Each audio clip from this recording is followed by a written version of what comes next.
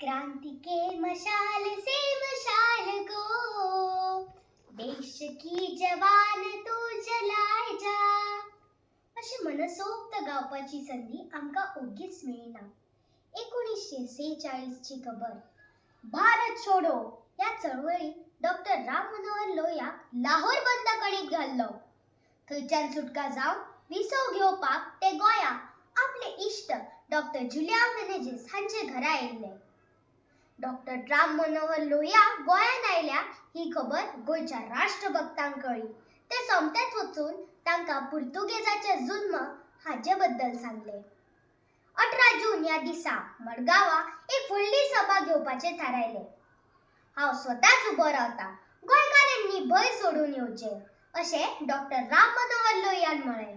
घोग्यांनी पावस पडटालो आनी हजारांनी लोक मडगांवां मैदानार हाजीर जाल्ले. त्या मैदानाक आज लोहिया मैदान म्हणटात. हे हांचे लोकांचो जमाव पळोवन पुर्तुगेजान आंग काडले. आंग घेवन उबे रावले. तांच्या दोळ्या फुडल्यान डॉक्टर राम मनोहर लोहियान गोंयकारांक पुर्तुगेजा कडल्यान आपली सुटका करून घेवची असो आग्रह केलो.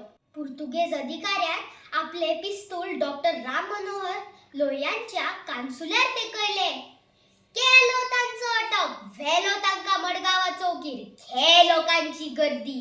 थंयच्यान सुद्धा डॉक्टर राम मनोहर लोहिया सांगतालो गोंयकारां पुर्तुगेजा कडल्यान आपली सुटका करून घेवची म्हणून. हे आयकून गोंयकारांक नेट आयलो.